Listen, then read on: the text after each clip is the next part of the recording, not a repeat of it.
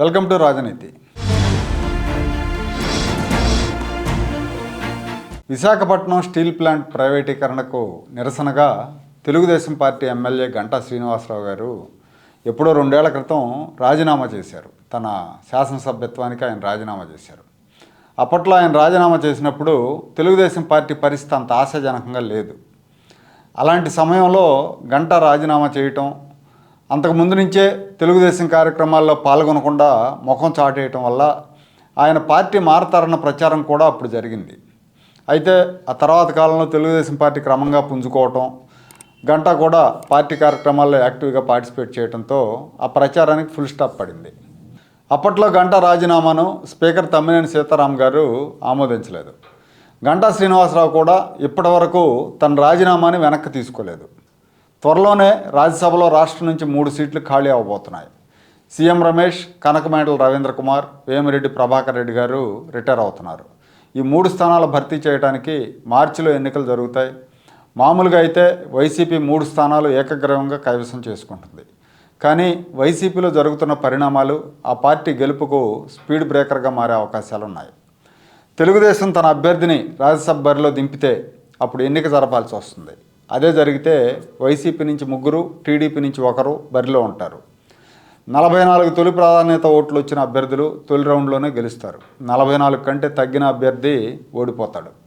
అసెంబ్లీలో టీడీపీ బలం 23 మాత్రమే.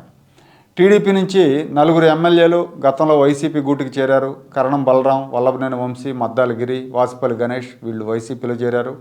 అదే టైంలో వైసీపీ నుంచి ఆనం రామనారాయణ రెడ్డి, కోటంరెడ్డి శ్రీధర్ రెడ్డి, మేకపాటి చంద్రశేఖర్ రెడ్డి, ఉండవల్లి శ్రీదేవి టీడీపీలో చేరారు. కాబట్టి బలాబలాలు ఏం మారలేదు. టీడీపీ బలం 23 దగ్గర ఉంది. ఇప్పుడు టీడీపీ రాజ్యసభ గెలవాలంటే తనకున్న 23 మందితో పాటు మరో 21 మంది ఎమ్మెల్యేల మద్దతు కావాలి.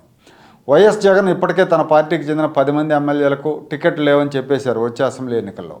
ఫైనల్ లిస్ట్ అనౌన్స్ చేసిన నాటికి ఇంకో 20-25 మందికి కూడా టికెట్లు నిరాకరించే అవకాశం ఉంది. కాబట్టి ఈ టికెట్లు రాని వాళ్ళంతా కూడా రాజ్యసభ ఎన్నికల్లో టీడీపీకి వేస్తారనే భయం ఇప్పుడు వైసీపీకి పట్టుకుంది. అందుకే ఎప్పుడో 2 ఏళ్ల నాటి గంటా రాజీనామాను స్పీకర్ ఆగమేఘాల మీద ఆమోదించారు. మరో 20 రోజుల్లో సాధారణ ఎన్నికల షెడ్యూల్ వస్తున్న సమయంలో హడావుడిగా రాజీనామా ఆమోదించారు. రాజ్యసభ ఎన్నికల లోపు తెలుగుదేశం బలాన్ని వీలైనంతగా తగ్గించేందుకు వ్యూహరచన చేస్తున్నారు.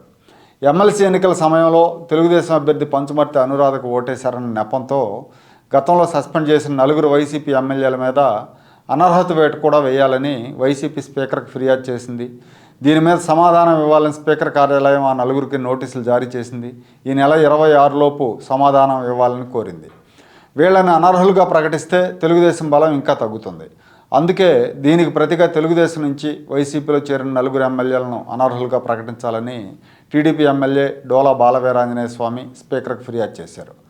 ఆ ఫిర్యాదు మీద కూడా స్పీకర్ కార్యాలయం వివరణ కోరింది. ఇప్పుడు వైసీపీ నుంచి బయటపడ్డ ఎమ్మెల్యేల మీద చర్యలు తీసుకుంటే టీడీపీ నుంచి వెళ్ళిన వాళ్ళ మీద కూడా చర్యలు తీసుకోవాల్సి ఉంటుంది. అలా కాకుండా ఏకపక్షంగా నిర్ణయం తీసుకుంటే, స్పీకర్ కనుక ఏకపక్షంగా నిర్ణయం తీసుకుంటే న్యాయస్థానంలో ఆ నిర్ణయాన్ని సవాల్ చేసే అవకాశం కూడా ఉంటుంది. అసెంబ్లీ ఎన్నికల కంటే ముందే మార్చిలోనే రాజ్యసభ ఎన్నికలు జరుగుతాయి. కాబట్టి కౌన్సిల్ ఎన్నికల్లో జరిగినట్టు పరాభవం జరిగితే అసెంబ్లీ ఎన్నికల్లో నష్టం జరుగుతుందనే భావనలో వైసీపీ అధిష్టానం ఉంది. అందుకే 2 ఏళ్ల నాటి రాజీనామాను ఇంతకాలం కోల్డ్ స్టోరేజ్లో ఉంచి ఇప్పుడు దుమ్ము దులిపి ఆమోదించారు.